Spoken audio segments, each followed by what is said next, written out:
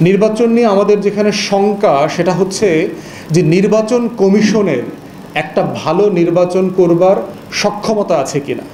শুধু নির্বাচন কমিশনের না, এই রাষ্ট্র 2001 সালের পরে কোনো ভালো নির্বাচন করে নাই। 2008-এ সামরিক বেসামরিক প্রশাসন মিলে একটা ইলেকশন ইঞ্জিনিয়ারিং করেছে। আপনারা জানেন 111-এর নির্বাচন কমিশন বর্ডার ডিলিমিট করেছে, সীমানা পরিবর্তন করেছে।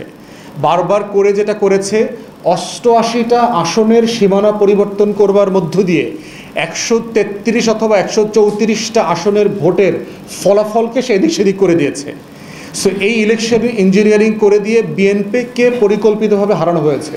যদিও 2008-এর নির্বাচন নিয়ে বিএনপি নেতারা খুব বেশি কথা বলেন না, কারণ তারা সংসদে গিয়েছিলেন।